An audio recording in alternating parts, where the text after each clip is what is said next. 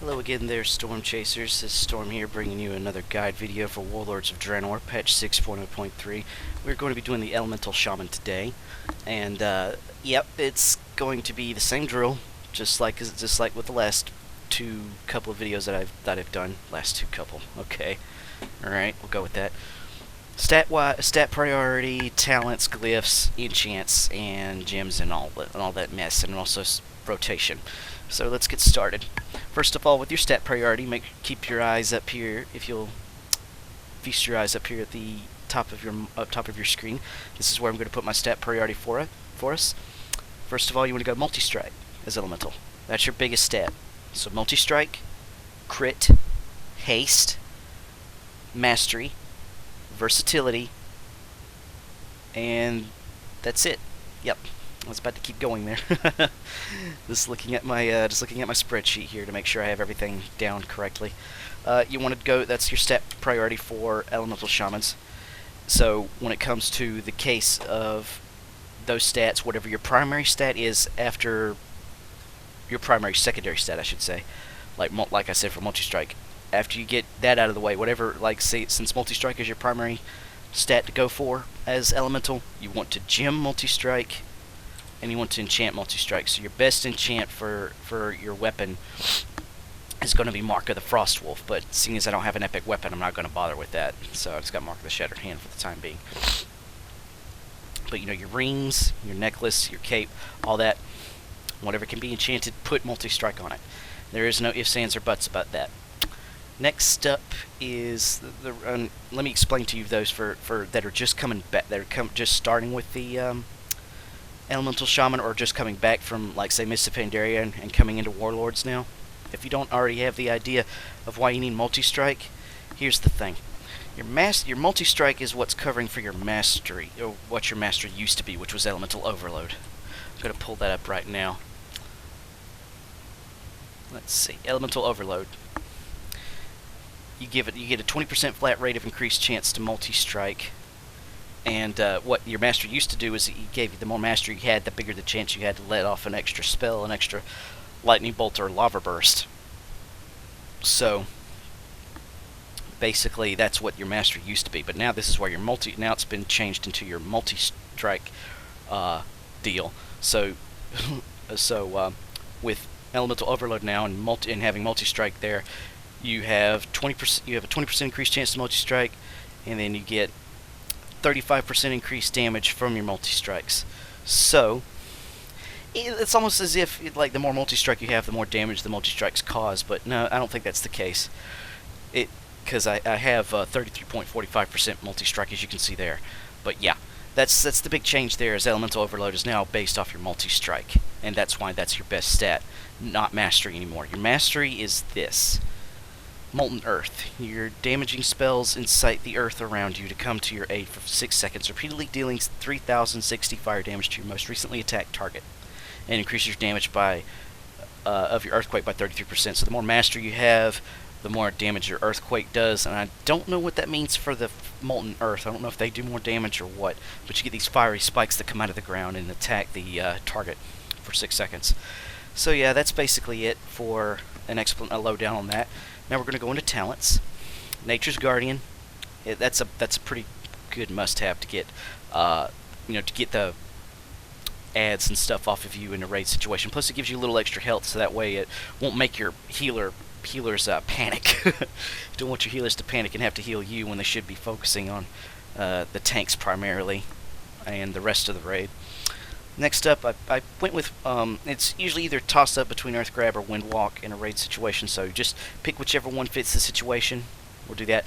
So Timber Projection, I feel like that's the best one for me, because I like being able to move my totems if I need to, say if my Searing Totem's out of range, but I just don't feel like resummoning it.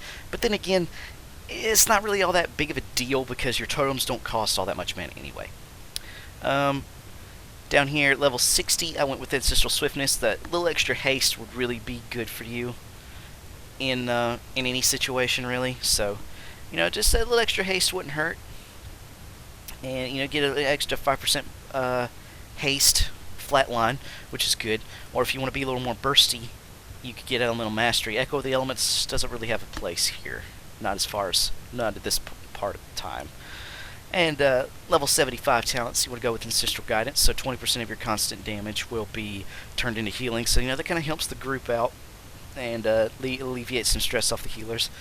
Now, at level 90, you can get any of these talents right here. Any of these will do just fine. I like, ever since Elemental Blast, ever since this tier was introduced back in Mists of Pandaria when they changed the talents up and everything, I've always been quite partial to Elemental Blast, and I'm using that. And plus, it's really good for the early game because of the multi-strike that it can give you. So it gives you a multi-strike buff. And multi-strike being your best stat, you definitely want to have something like that to pick up.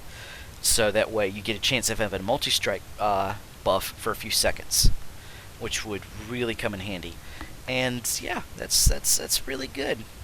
I think it's really good for early game, and then later on you could probably, later in late game, I think maybe Unleash Fury would be your go-to talent. Last but not least, I went with Elemental Fusion. The other two really don't have a place. They're not as great. Storm Elemental is a close second. Liquid Magma would be more of an AoE situation for Elemental. But Elemental Fusion is your go-to for single target DPS. So your Lava Burst and Lava Lash increases damage of your next shock by 40%. Stacking up to 2 times, so that's actually 80% increased damage of your shock spells.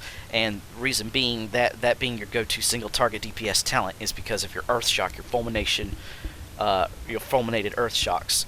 So you make sure you want to have that line up with your Earth Shock. Not so much Flame Shock, but if you don't have access to your Earth Shock at the time, then your Flame Shock's about to come off, and you have 2 stacks of that Elemental Fusion, it won't hurt to use Flame Shock then, but mostly it's made for your Earth Shock. Alright, so we're going to go to Glyphs.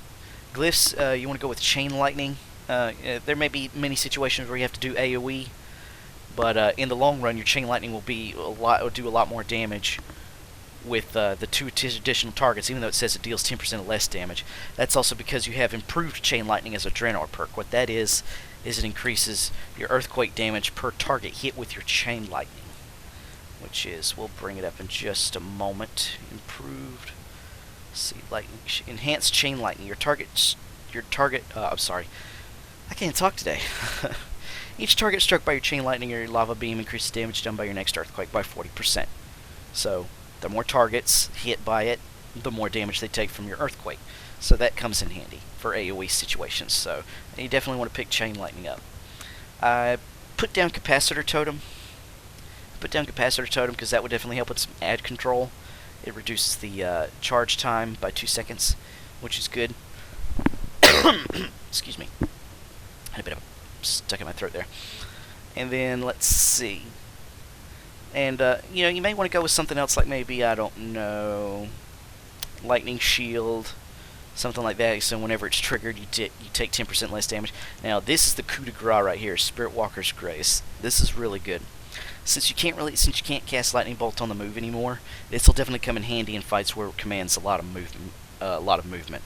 So it increases the duration by 5 seconds. So used to, I think it reduced the cooldown. I'm not sure, but increases the duration by 5 seconds.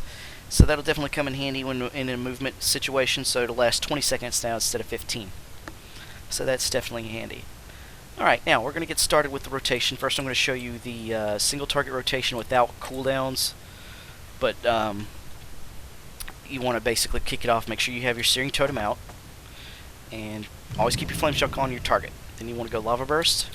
And if you picked Elemental Blast, you go with that next. And then use your Lightning Bolt as a filler. As you can see, I got 1 stack of Elemental Fusion right there. And here comes the second stack with the next Lava Burst. And you don't want to use your Earth Shock. You don't want to use your Earth Shock until you have at least 17 stacks of your Earth Shield. And always use Elemental Blast off cooldown. See, and I just had 18 stacks there. And your Flame Shock, you want to try to put it back on there. As you can see, I kind of failed miserably. You want to put it back on there when you have it, and there's 8 seconds left on the target.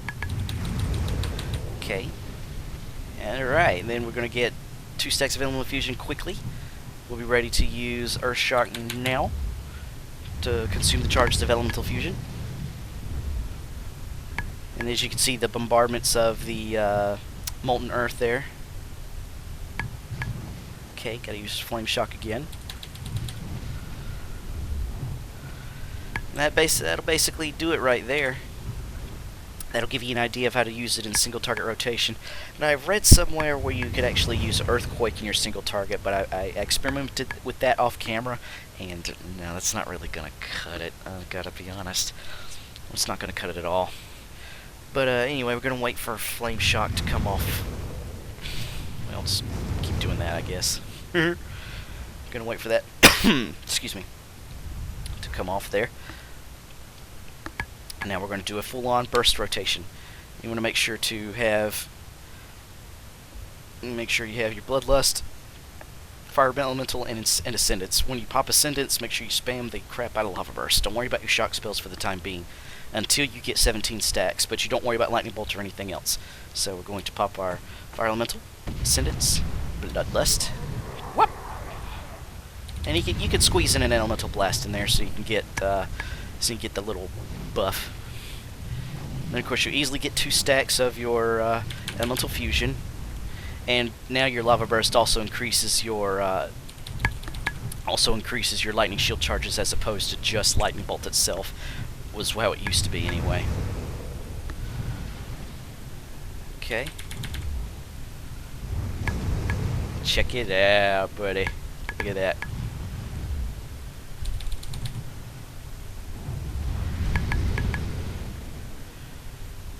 And that's basically how you do full-on burst with Elemental. As for AoE situations, you basically want to hit your Chain Lightning once. So we're going to do that. Hit your Chain Lightning once. There's your stacks of Elemental of your improved Chain Lightning, and then you want to use your Earthquake, and then go back to Chain Lightning, because your Earthquake does increase damage per. So each target that's struck by your Chain Lightning is going to take 40% additional damage, aside from the 33% additional damage that you're going to get from your Mastery. Well, that's how much Mastery I have. That's how much Mastery mine works with. It gives me 33% increased Earthquake damage. But yeah, that'll basically cover that, and that's basically the rotation that goes by how I've picked out my talents. So, but like I said, with the level 90 talents, pick one of those at your own discretion. That's your decision. I'm just showing you how it works with Elemental Blast. But that basically covers that with the Elemental Shaman Guide. I hope that you learned something from this, and I hope you enjoyed. And if you did, please subscribe and like this video. Give it a nice, big, juicy lava burst in the face like that. So until next time, Storm Chasers, bye-bye.